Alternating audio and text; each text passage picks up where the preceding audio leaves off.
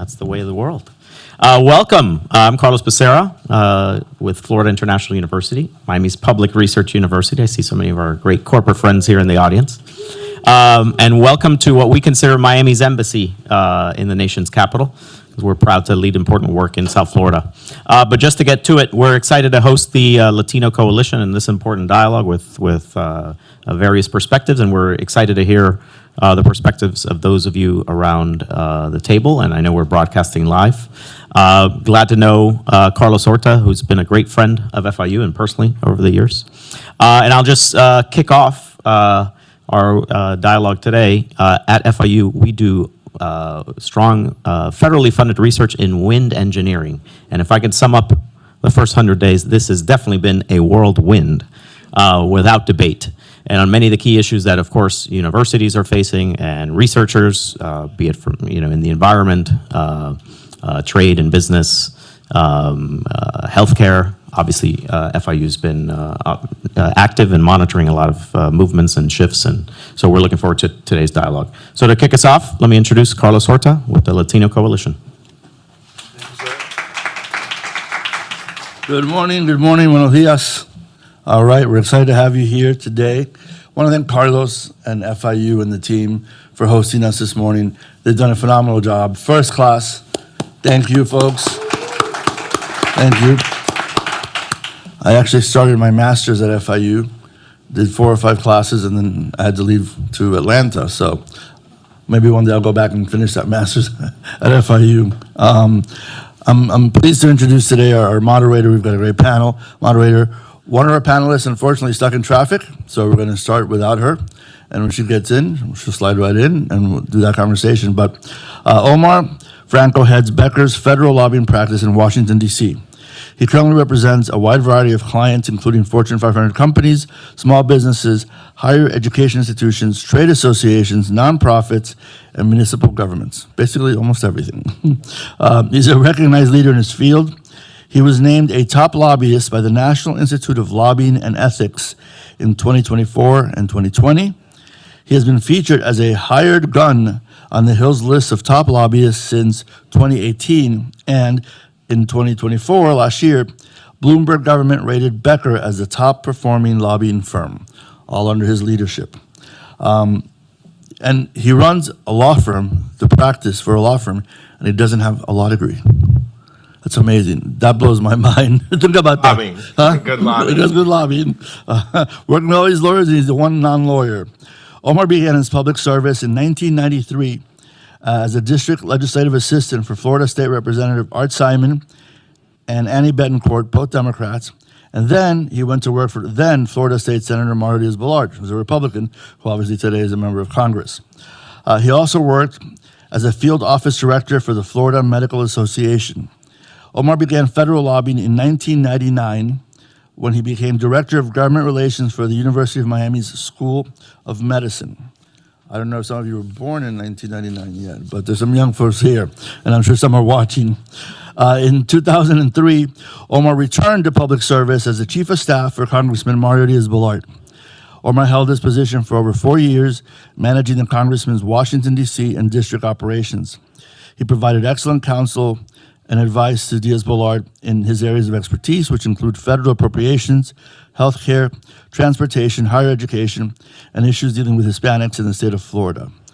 During this time, Omar was granted top secret clearance by the U.S. Department of Defense. Impressive, bro, impressive. I don't know what it takes to get that, but man. He also assisted in the founding of the Congressional Hispanic Conference and the Congressional Hispanic Leadership Institute, Chile. Very nice, very nice. Omar and I have been friends for over 30 years, if you can believe that. I know, it's crazy in this town and politics. We've been friends for a long, long time. I'm really proud of him, all the work that he's done, his accomplishments. But really what I'm most proud of is he's a phenomenal dad to 2 twins who are both, one graduated already, University of Michigan, Ann Arbor, right? And one's on his way out, okay, from Penn. My pocketbook is feeling so much better. So much lighter. So, yeah. And he's a great husband to Audrey, who I've given her the title Wife of the Year because on their anniversary, she allowed Omar and me to go see a concert.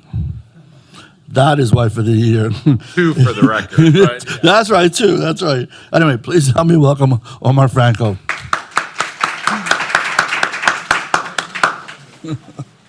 Thank you, brother. wow, thank you for the paid political ad. I mean, wow, just like I wrote it. Unbelievable. Find that. Yeah. Yeah, you got to in-kind that one. Well, since this is a little bit more informal that we were probably going to do, Christian, why don't you just tell us a little bit about yourself? And, I could read the buzzwords, but I think it's always better when it comes from you.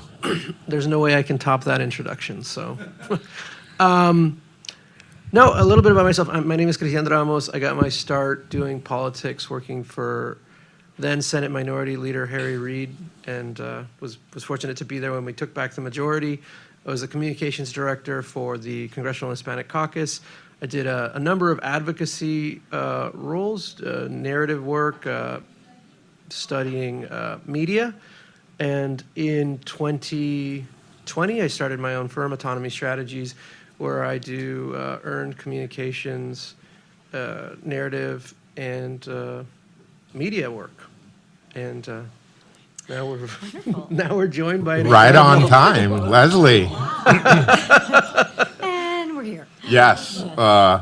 Just quick introduction, who you are, what you've done. You have a great resume, so. Sure, how are you? I do apologize. I love going around a protest, just like anybody else. Leslie Sanchez. I have been in Washington for quite a while. I did undergraduate and graduate here. I've worked currently for about 10 years for CBS News as a political analyst. I have a market research firm that focuses on Latino and women's marketplaces and have written some books on Latino vote, particularly looking predictive analytics of where this working class vote consumer has risen not only in the United States, but through the Western Hemisphere. So it's been an exciting time. Yes, it definitely has. Well, on that segue, I think the number one question is we're going to go back to the election now for just a few minutes. I think Carlos put it perfectly. ¿Qué pasó? What happened? It's, everybody was riding with Biden. It looked good in the polls, right? And then the first debate. And then, I don't know who wants to chime in, but, that was a bit, we're all wondering, because I think this will be a historic election that will be analyzed for a long time, right? The second time in history a president has been unelected and reelected, right? So, Leslie, I'll start with you. Okay, great. I think if you looked at the fundamentals of where the electorate was, there was a strong enough case to be made that Trump was gaining a tremendous amount of support, particularly in unconventional, non-traditional areas. I would point to the southwest border. That was an area that I've been doing a lot of research since 2020. There was this big shift in traditional blue areas where Latinos particularly were supporting Trump, and people thought that's such an anomaly. Is it a Trump factor, or is it a larger realignment of where voters were? And what we saw is it was a combination of both. There was a tremendous amount of frustration with the Democratic Party, seeing the party, particularly Biden. Now you had the age issues and kind of the cadence issues, but there was a sense of weakness for the party. And then there was a frustration among Democrats that the party wasn't meeting them where they were on the economy. They wanted a stronger, robust, solution-oriented president and administration that was reactive to what they felt in their pocketbook. And no matter what you said about it, they looked at the bottom line, they looked at the cost of groceries, food, gas, and they were really upset. And over a period of time, over those next kind of midterms and the election cycle, it was surging.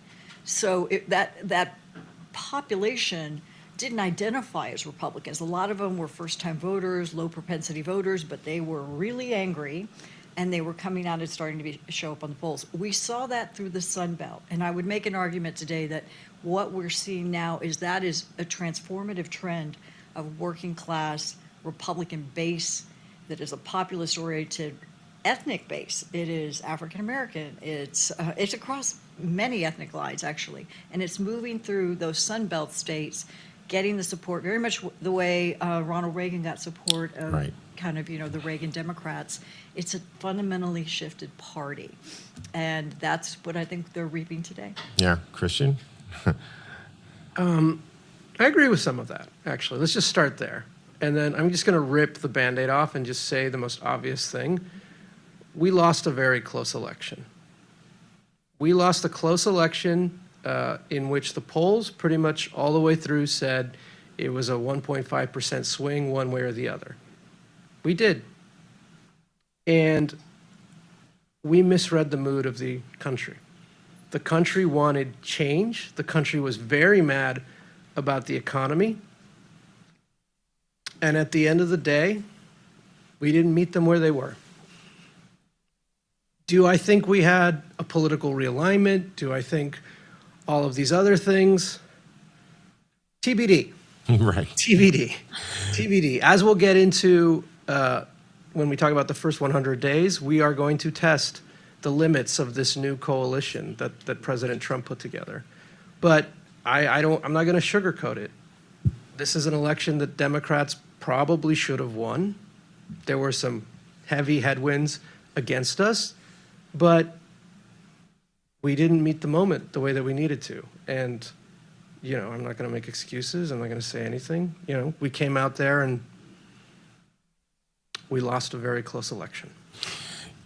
So do you think it was, kind of also you switch candidates halfway through, right? Is that like, because I think if you go through a normal primary process, right, it's a great way for candidates to define themselves, right? And for the populace to kind of know who they are. And then all of a sudden, everybody knows Biden, right? He was a known quantity. In fact, it's why the party chose him, right, in 2020 because they felt, and they almost cleared the field for him, right? And so they tried that again in 24. I mean, do you think that was a factor? It's not unusual for a sitting American president in his first term to then run in the second term unopposed. That is literally how it always happens. So that was in and of itself not unusual. Everything that came after it was pretty unusual. And if it would, and I'll ask this to Leslie maybe, if it would have gone to maybe a convention, a real convention, like it wasn't just like, hey, here's our new candidate, do you think that might have improved the Democrats' chances or might have made, as you were saying, there were headwinds coming in, would that have softened those headwinds? It would have vetted the candidate, right? So would it have softened the kind of the condition, the political environment it was in? Not at all, but it would have shown you what you were dealing with. So I remember being on some early calls, Harris calls, and they said, okay, she's going to be the nominee. It was like she was anointed to that position. Right. That frustrated everyone because people felt she wasn't tested. She hadn't performed well previously. Why do you expect it to change now?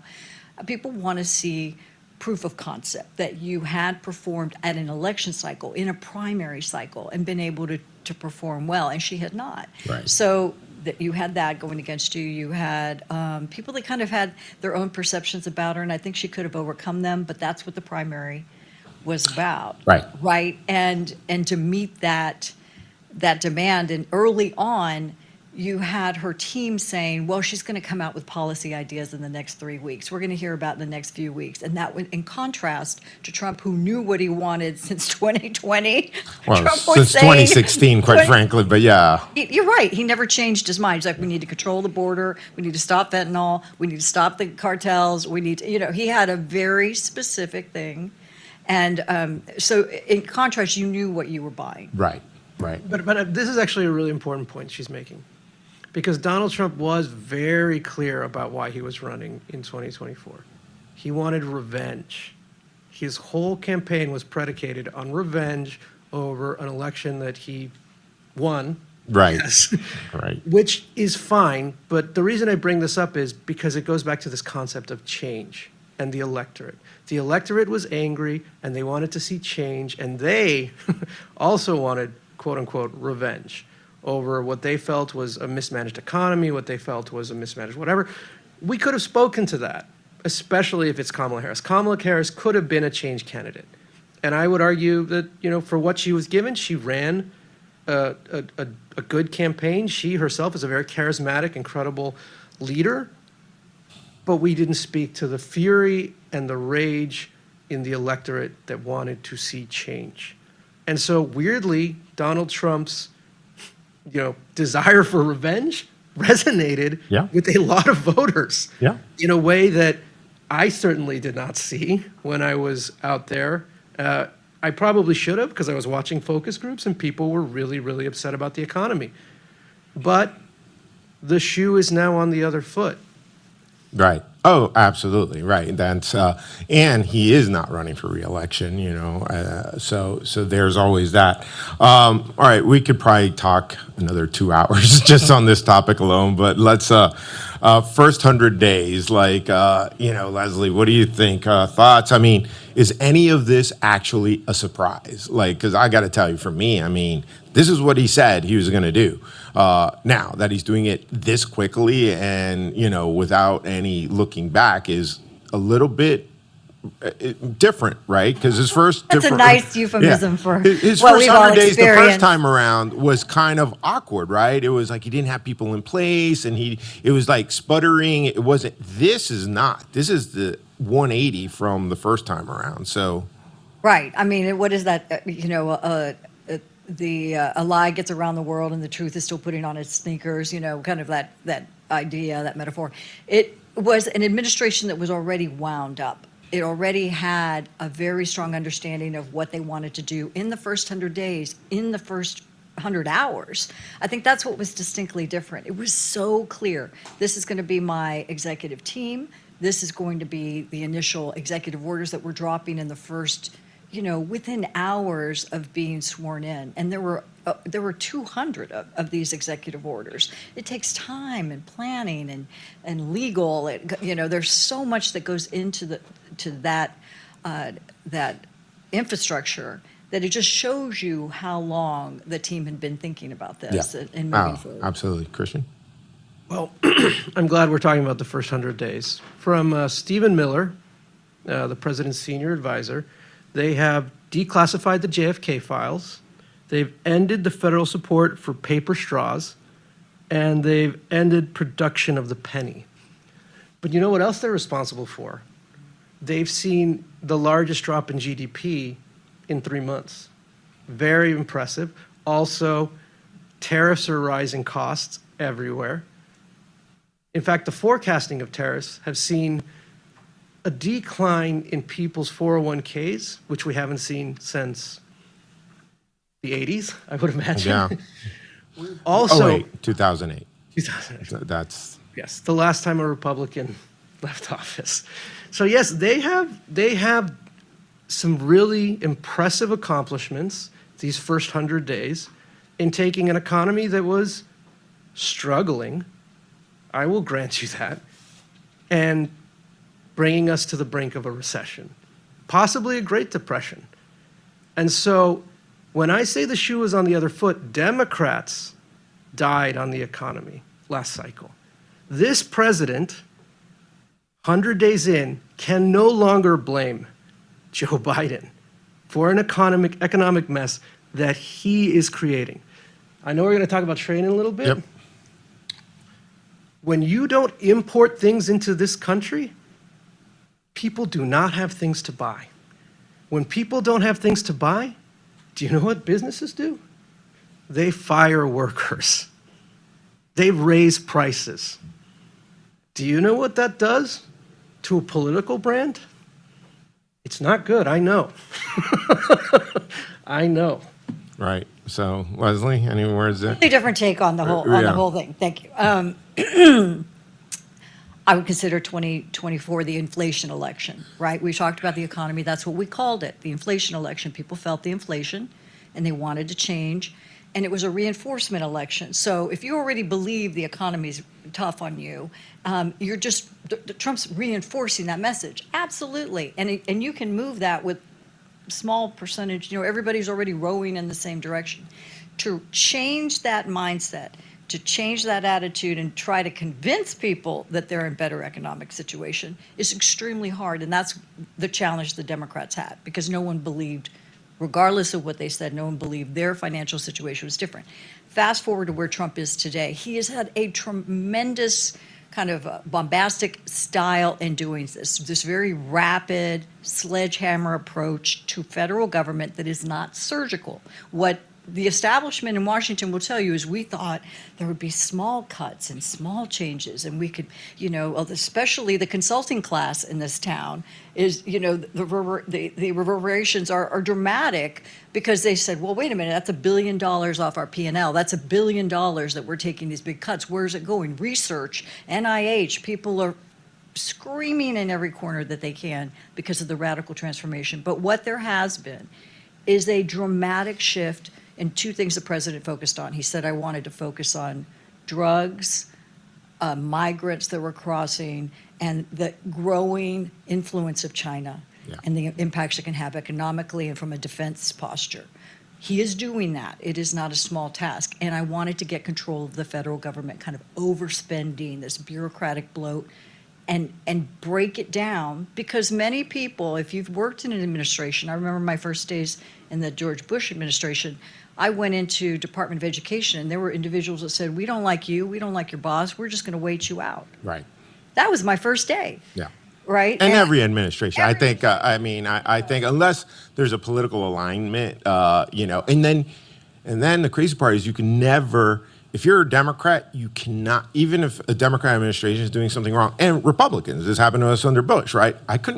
We as Republicans couldn't criticize openly, like we could do it behind the scenes, but if you did it openly, oh, you're not being Republican enough, right? And you're seeing that today. It was tough. And just the point, he dramatically reduced and got control of the border. I mean, what did they say yesterday? 99.99% control of the border. That was part of the frustration, is this porous open border that Biden couldn't take control of. He got control of that. On my colleague's point, he is raising fair points. People are looking at their 401ks. They're concerned about where this fallout is. If you're a MAGA supporter, you're going to ride this out. You're still supportive, extremely supportive of the president. Right. If you're in the middle and this new working class that's kind of shifting and moving, they're giving the benefit of the doubt. They want to see where this falls because it is early. Right. How is this going to fall? So I guess this segues to my our final segment here. Already, right? 2025. That means the midterms are like around the corner, right? Like in our world, like, are you kidding me? That's like 2 days from now, right? And so, is President Trump playing the long game? Is he saying, let me break all the dishes now? Because if I do this now, it doesn't matter until October of 2026. Because if I can get it fixed by that point, and the economy is surging, the unemployment is down. Do you think is there that type of foresight right now? And Christian, I'll give it to you. Well, I'm going to answer your question, Sure. but I also want to speak to something she raised about bringing the government in and cutting government spending. And we're talking about Doge here, and we're talking about Elon Musk. Yes. First point on this, and we are going to get to 2026 because this matters for a place like Virginia, right? So Doge, Elon Musk, you know how much money they've actually cut from the government? $0. You know why? Because the money that they cut from those programs goes back to the federal government. It goes back to the agencies. That money doesn't go back to voters. That money has to be reappropriated by Congress. Then that money can go back to voters. Then that money can go back to people. So all those programs that you get from Social Security, from your health care benefits, it's just sitting there, not being used, because these guys cut every corner they could in doing this. Guess what? Everyone in this room, Elon Musk has your Social Security information. He has your health care information. What is he doing with it? Nobody knows. He's not a government employee. He can do whatever he wants with it. He can sell it to Google, to anybody that he wants, because there's zero oversight on that. And all those people that he fired, most of them live in Virginia. Mm-hmm. We're about to have a governor's race there. Yep. 80% of the federal employees in this country do not live in Washington, D.C. They live in Michigan, they live in Pennsylvania, they live in Wisconsin, They live in Arizona. They live in Texas. So good luck selling that when somebody has been working for the federal government, maybe 20 years, maybe their whole professional life, and they were fired and pushed out, and they lose their benefits, and they lose their health care. For what? What did the American people get in return here? We didn't cut any programs. We didn't cut money from the federal expenditure. That money's still there. And as a taxpayer, I'm not getting any services. So I don't know, man. Yes, they broke a lot of stuff, and congratulations, good for them. How are they going to put it back together in a year? Right. That's the question. Leslie? I don't see it that way at all. I was going to say I don't think the big boogeyman is Elon Musk. I think there's a lot of frustration about him, and you've certainly seen it across the board, especially with Tesla drivers. I mean, there's no doubt that is real, but there's two different things. So one is part of the argument is that it's to control the federal debt, is to control the fact that we've overspent so much and this radical overspending, and no one's really taken the austerity measures, which are extremely uncomfortable, to rein back in government. And I don't think there's a tremendous amount of sympathy. As a federal worker and have been in federal service, I think it's the most honorable profession. And I do want to say that in sincerity. People devote their lives when they can make more money in the private sector. We know that. They get specialized degrees and this, but we cannot deny there's the same amount of bloat in the federal sector as there is in the private sector. The distinction is private sector makes those adjustments every quarter because they have to survive as a company. So if you don't like it and the government needs to grow, and it's not, the idea is that we gave our tax money to these federal agencies with no oversight on them, and then they just continue to grow and bloat, and they have no accountability to the taxpayer. What I think Trump is saying is, no, you do have a responsibility. You do have to be held accountable, and I think that's what they're trying to do. So any predictions then on the midterms? I agree with him. I agree with him, particularly on Virginia. Yeah. Okay, Northern Virginia has a lot of federal service, a lot of federal workers, and that election is coming up in November. Right. So that's actually the first referendum on the president. Virginia and New Jersey. As Youngkin was back in the day, right? Because when Youngkin, and then when everybody saw those Virginia maps, and then everything moved red, right? In that first, every single county in Virginia moved just a little bit red. It started giving a little bit more momentum in 2022. And in 24, it tanked again. Yes. Yeah, that's right. Everybody was like, saw it there, and then it's truly a purple state. Right. The Democrats pulled that back away. It's a very contentious gubernatorial race that we're getting into right now. That's already contentious. So do you think that President Trump is saying, because I think part of his litmus test is like, how much sympathy is there out there actually for federal workers? Like, I don't know the answer to that question. I'm just saying, because remember, these are a whole group of folks, like when you were deemed an essential worker during COVID and you couldn't stop working, you did not have that option. And you were seeing this huge swath of people that they get to stay home and they get to do everything through their Zoom calls. I sense when you're talking about that people on the border, those were the essential workers, right? Those were the ones moving goods in and out, and they couldn't just get on a Zoom call and do their work. They had to physically show up every day, and I think that was part of it. Christian. You're raising a really important point. Those workers at the border who were moving goods in and out of the country, they're not doing that anymore.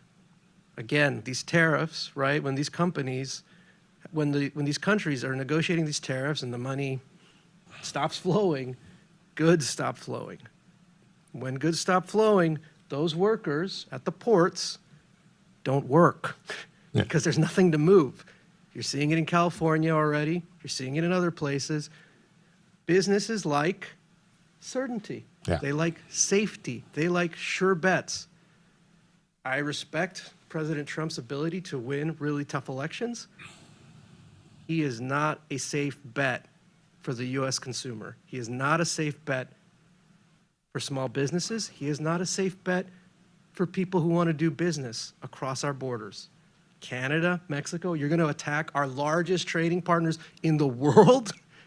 Do you know how much money Texas does with Mexico No. a year? Yep. It's like $80 billion Well, California just became the fourth largest economy, right? on trade. Yeah, on Yes. Why on earth would anybody disrupt that kind of money in states that desperately need it? I'll do one better. Yeah. The clean energy money that Biden put together, these Republicans and these local electorates, they want that money. It's huge line items in their local budgets for infrastructure building, for a lot of this stuff. When you start cutting stuff willy-nilly, people lose their jobs. Right. Things don't get built. But so let me ask you, are you, and as both to Leslie and you, so are you assuming that these tariffs stay in place for the duration through the midterms, or is this just a short-term play to get deals from other countries that have been, quote unquote, ripping us off, right? That's the tagline, right? Well, the trade imbalances, Right. right? That's what you're talking about, the ripping us off. That's been there. So if we look at the previous style, what's so unorthodox about the president is it's not this diplomatic, very nice, soft touch approach.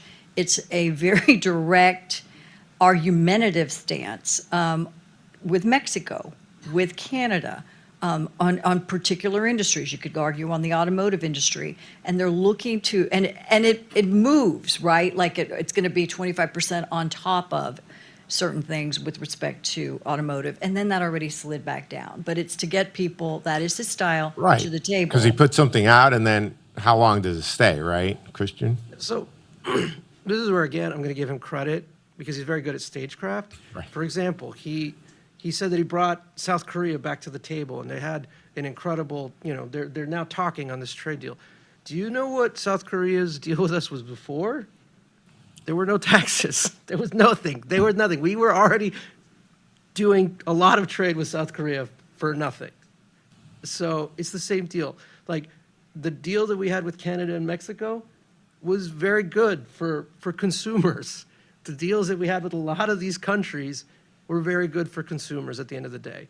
To renegotiate those things, actually, you both know. When renegotiating NAFTA, how long did that take? Oh. Like 2 years? USMCA, you're off message there. USMCA. All right, but that was like a decade-long Right. thing when you do these big I remember deals. the decade long of NAFTA. I mean, when I was a mere Yes. child, Oh, but yeah. I was here. Yeah. Oh, I I remember that as remember well. those conversations and how hard it was to get everybody to the Right. table. And that was Clinton's genius. He would act like a Democrat and speak like a Republican. It was brilliant. You'd watch the State of the Union. I'm like, oh my God, I could totally vote for that guy. And then you'd see what he did, and it's like, oh, because Newt is forcing him, right? So yeah. Back to the elections. Look, I think Democrats have a lot of opportunity. It's a target-rich environment. I think they have to be aggressive, and we have to focus. That's really it. Like, if we are able to focus, I think we will have a good cycle. Right. I don't, like you said, Trump is not running again, so I don't think he really cares about electoral politics. That would be the only explanation I could see for some of the stuff that he's doing. But, there is a lot of opportunity. Yeah.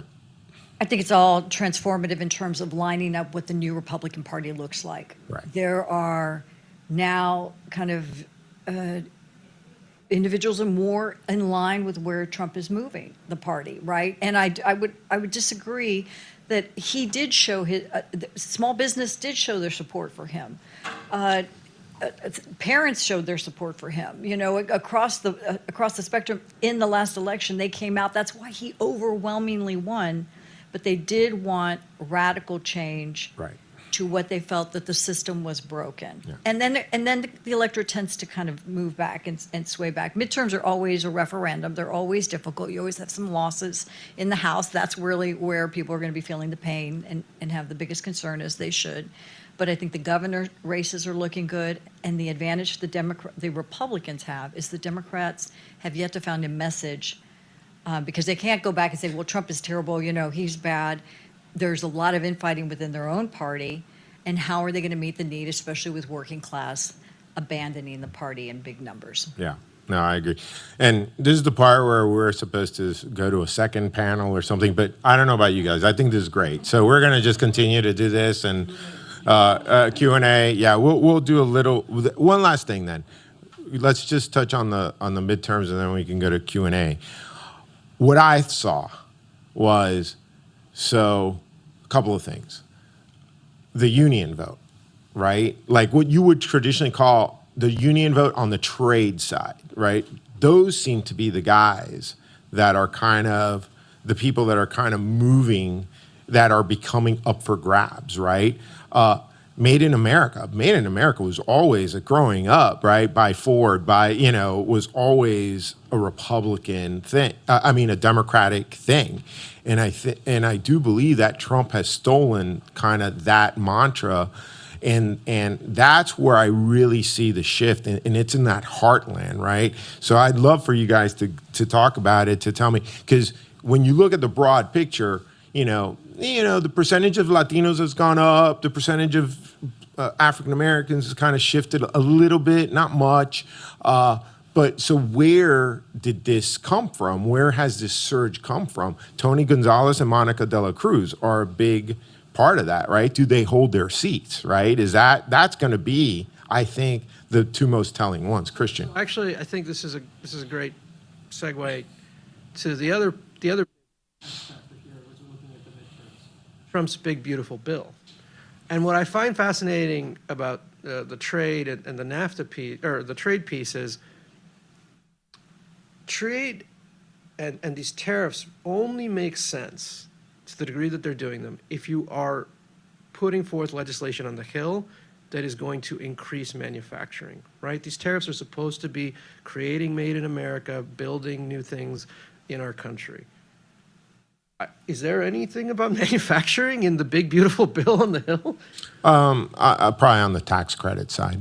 But not actually, the point I'm trying to get at is they're not doing anything to actually invest in rebuilding manufacturing in the country. Tax credits, yes, that's very different than saying we're going to go build factories in this place or that place or whatever. So that's also been a very baffling thing to me, because what I think is an effective message for Democrats, and by the way, I think it's true what is happening, they are trying to find billions of dollars to cut to give tax cuts to billionaires. Now, where is that money going to come from?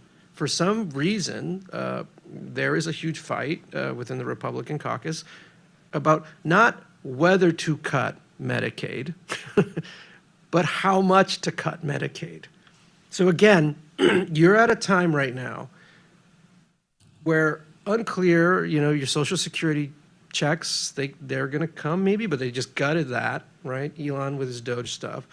At the same time, Trump's big, beautiful bill, his only bill that he's going to pass this year, by the way, only year, possibly of his presidency, if they lose the House, is going to cut Medicaid either by hundreds of billions of dollars or just billions. Oh, no. Well, Don Bacon threw down the gauntlet a little bit at $500 billion, right? That's I think, the cap, right? So that's what we're looking at. Oh, yeah. And, now will Republicans vote on it? That's the problem in the House, especially. But on reconciliation, do you keep 53 senators, right? Because there's always Murkowski, Collins, and now Mitch McConnell's up for grab, right? So none of this is going to be. Leslie, I'll let you answer, and then we can go to Q&A. There's no appetite for cutting the entitlement programs like that. And I think it's the same argument the Democrats have been making. And if anything, Trump has said that we're trying to streamline this to ensure that they are safe and secure moving forward for future generations.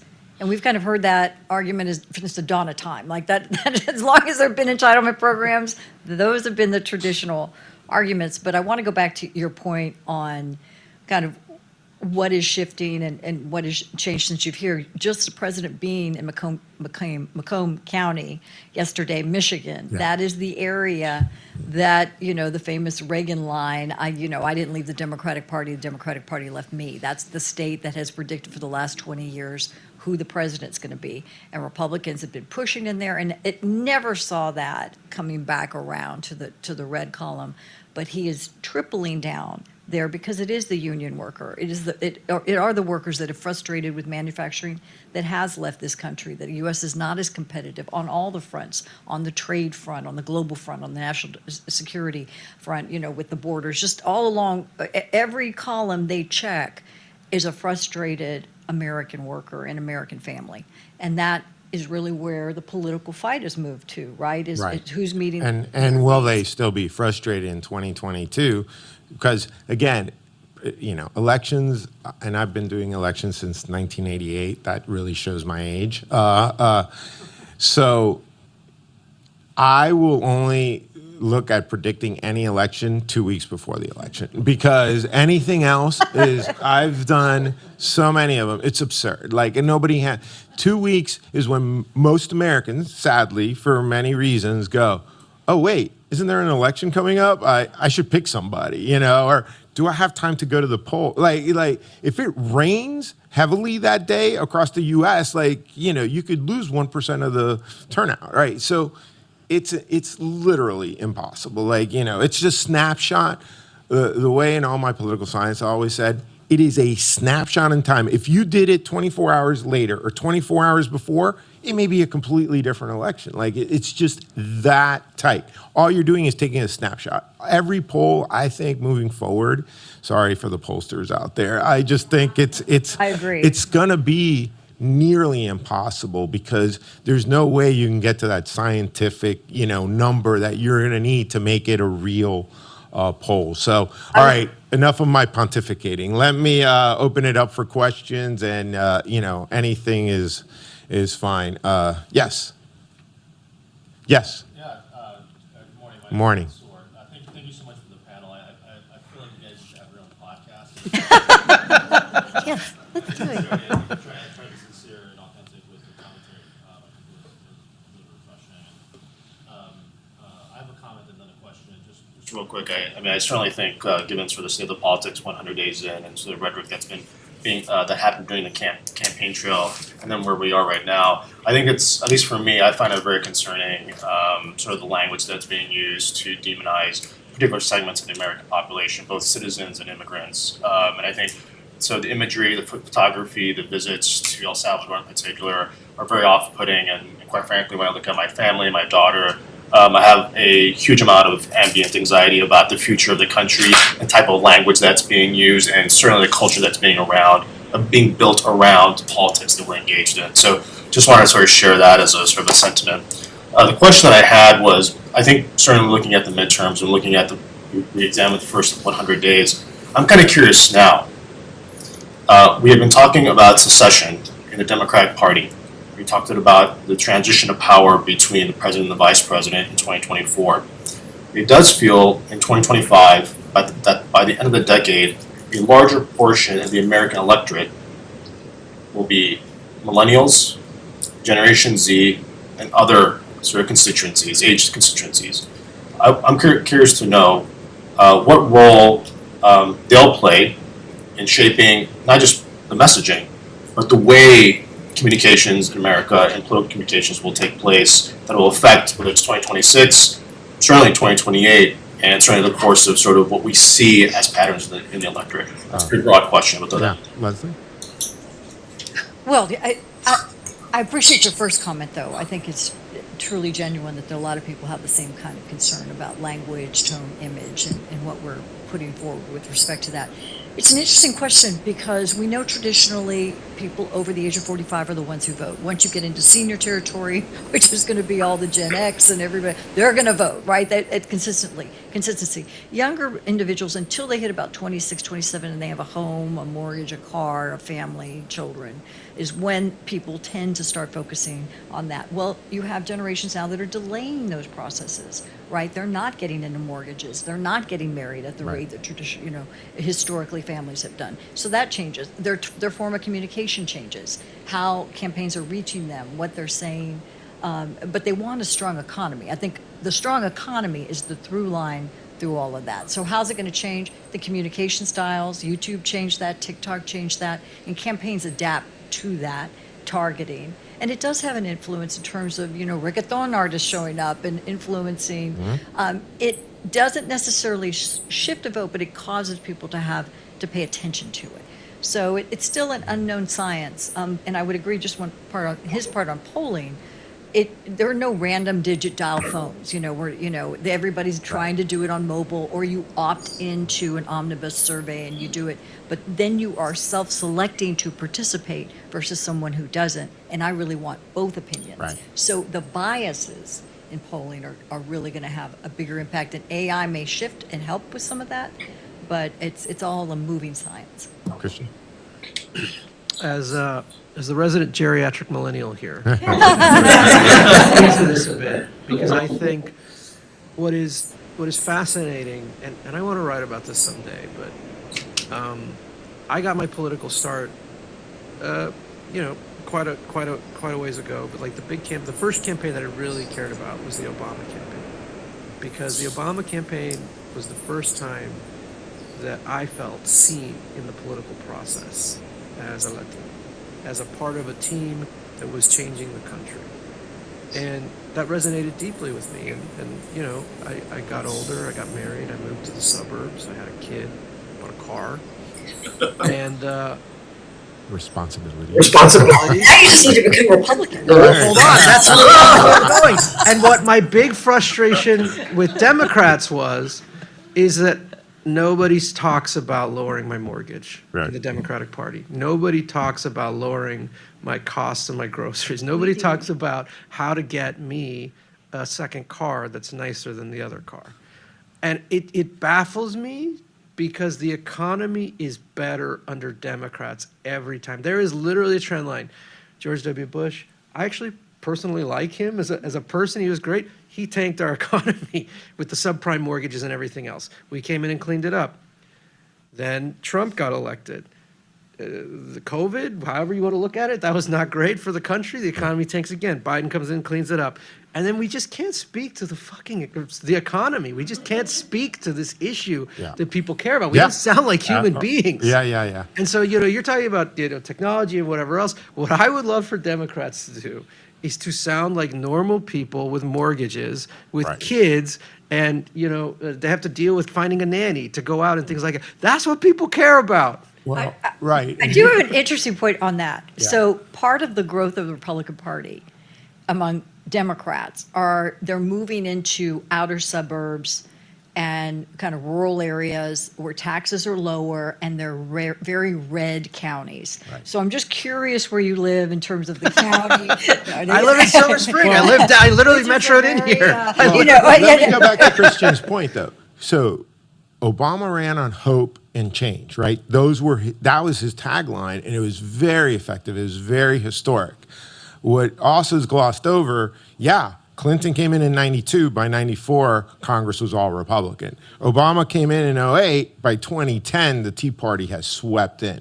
So what happens in Democratic administrations, my opinion, is that people see, I think the scariest 18 months ever in American history was when Obama had 60 votes in the Senate, filibuster proof. They could have passed anything unimpeded, no questions asked, no minority votes. We get one vote on reconciliation, maybe, but they had unimpeded power. And what really pissed me off as a Latino was they told us, we're going to deal with immigration. We're going to deal with it comprehensively. We're going to do it. Mentira. They never did it. That leadership, and I knew that leadership very well. That was Dave Obey, Pelosi. I knew Becerra was there. We were talking to those guys. We were there, and they let it all fall apart because, we got to take care of the economy, right? Yeah, and then because we got to clean up Bush's mess, right? Fine. Then we have to do healthcare. That's more important. And then you're next. And then guess what? Ted Kennedy dies. Scott Brown wins, 59 votes, and it's over, right? So really, I see it. I see what you're saying, but remember, that's where we got. I think that's where you started losing a lot of people. But you're raising a really important point here. And the healthcare thing is important because you know what the most uninsured group of Americans is in this country? It's Latinos by a lot. And since the ACA was passed, we've actually cut that in half, right? We have more insured Latinos ever. We can argue about the healthcare system in general is not great, but we spoke to that. I remember at a time, you're from Hialeah. Hialeah was the #1 user of the ACA in 100%. the country. To, Right? to this day, yes. Hey, like Yeah. they love it. Cubans love the ACA. We just don't want to pay for it. Well, but So- but they don't like Democrats. They don't like Democrats because we don't talk about this stuff Right. in ways that resonates with them. And if we were to sell these accomplishments in ways that people actually care about, I think we would be in a much better place as a political party. But And think that about is a it. hill I will die on. I really believe this. But think about it. As much as you can belittle it, Panelists now. Yeah, I know. I'm here for it. Make I like America. that. I like am. this. I know. Sorry, poor Christians, 2 against 1. But make America great again. Visceral reaction one way or the other. But you know where Trump stands. You know what he's about. It's clear and it's in your face. Democrats, go. I don't. What's the tagline? What are you offering? What's the difference? So you may hate this, but okay, what's on the other side? And then crickets, like there's no defining message. And then going back to the campaign, I will say this. Holy crap. There was one there. So it wasn't that they the commercials that they used, there was one commercial, it's their placement of the commercials. So I don't consume live TV at all, except for one thing, college football. Like I have a daughter graduating Michigan, a son at Penn State, I went to Florida State, UM. When you're watching, there was one commercial that I knew it by memory because it wasn't that it was effective, it's that I saw it 1,000 times, right? And so I think that's where the messaging came in and the targeting came in, the micro targeting. They were going after this target, right? Well, let's just very quickly. Yeah. Part of the frustration, we've talked about the economic frustration, the national security and safety. People didn't feel safe in their neighborhoods. They saw this rising crime, the undocumented immigrants, the rising of gangs, it goes on. And Trump leaned into all of that, and people felt they had a personal experience. That it can't go to San Francisco without being the car being smashed in, all of the personal stories that they had. But there was the woke, they would argue, the woke policy agendas, the bathroom issues in school, the men and women's sports, and those were the issues that drove a lot of parents to say, what are we talking about? Why are we talking about that when the price of eggs is, $13? It was a very disconnect, a very felt disconnect. And the messaging was there, Christian, yeah. Well, eggs are now like $15 and we're still talking about woke. So Yeah. I mean, that's one thing. But then the second thing here is, and I think this is important, I want to also acknowledge their digital operation is second to none. That's their true. ability to hit people anywhere they want, all over the place. I mean, they give Army snipers a run for their money because they are really able to take their stuff, data mine their audience, and just give them what they want. And again, I don't know why Democrats don't do this. I don't know. We have access to all the same technology. Right. We absolutely could do the same thing. Right. And you have Act Blue, we have Win Red, it's the same thing, right? How long we're gonna have Act Blue? Yeah, well, that's fair. One last question. We got like 10:30. We have a minute. Start a little late. Yeah. A couple more questions and then just let them wrap up. Anybody else have a question? This smart group of people in the room. I know you. We've basically answered all the questions. Wow. That is a first in Washington. So seriously, no more? Yes. Just changing a little bit on the subject. I've been reading and kind of getting a little concerned about China's influence in the world and the U.S. What's your take on that? Is that really a fight that we need to start looking into? I've been reading a lot of AI, for example. They got so ahead of AI in the U.S. and is that something that as a government really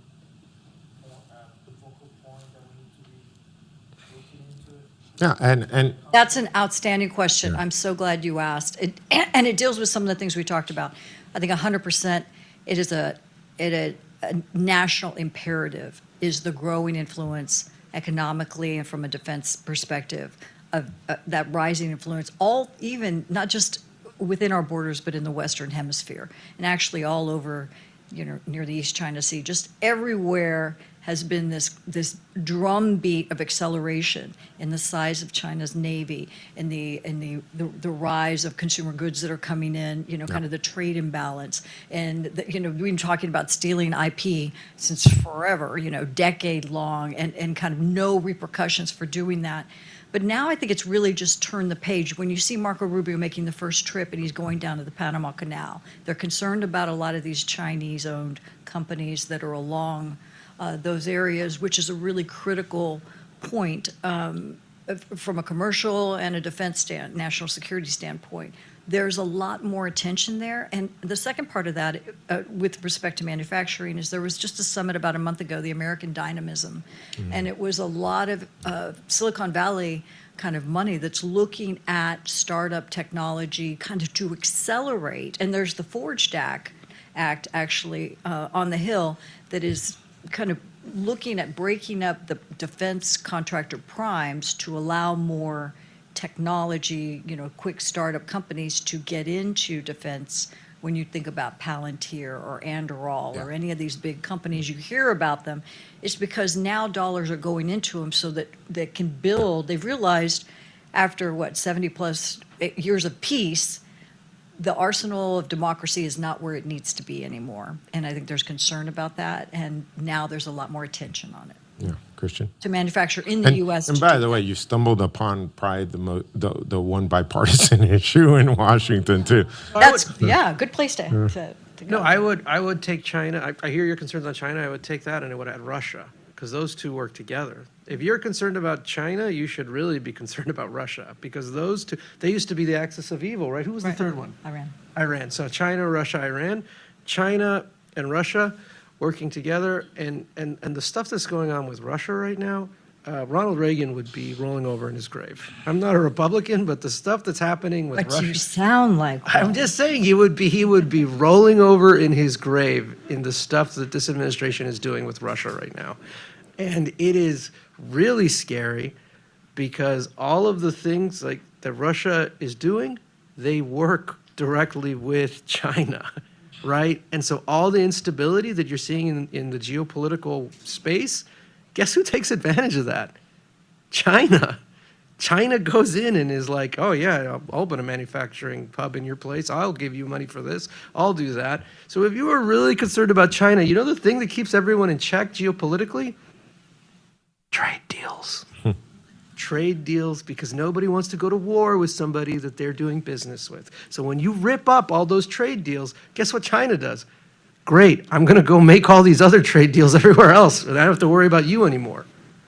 Not a good place for us to be for our geopolitical standing in the world, or for the bottom line for American consumers. But the counter to that is that Trump, through state, or through Rubio and through Vance, have been making a stronger effort with other countries to say, we want that strong relationship with you, and we are concerned about your growing relationship. Yeah, I mean, and it's always going to be a concern, but China's been doing this. But the one thing I will say about that is, a lot of countries make a big deal with China once, and then the second one becomes a lot harder, because when they realize that the host country, they come in, China reaps all the rewards. They import their own labor. They don't take anything locally. They bring everything. There's a lot of buyer's remorse. That's why it's true what Christian says. They want the U.S. to show leadership. And let me tell you, one of the things I'm bullish on, and I have no idea, Commerce was supposed to come out with a report on a sovereign wealth fund, a U.S. sovereign wealth fund, and it's supposed to be created to counter the China's Belt and Road Initiative. I would love to see the framework of that and how that looks like, and if is that where the tariff dollars are going to eventually end up?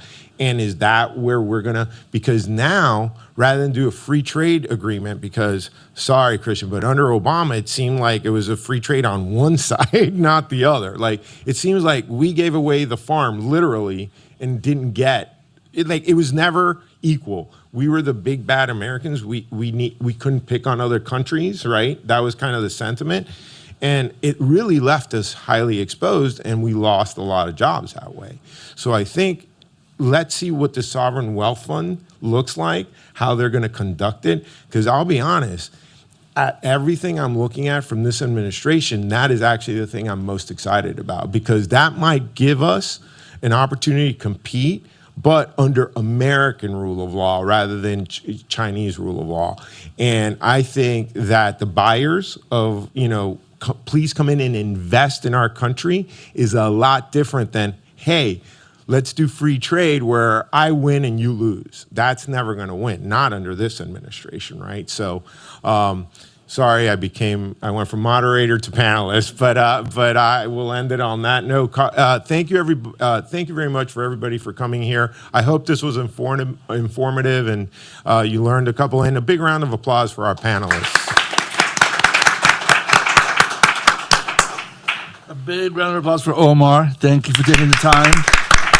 Leslie, Christian, we're so proud to have both of you here. You're phenomenal, and you're on top of that, you're Latinos, right? You're the best of the best, and another round for them too. Thank you. Want to thank FIU for hosting us. Phenomenal job, all the technology.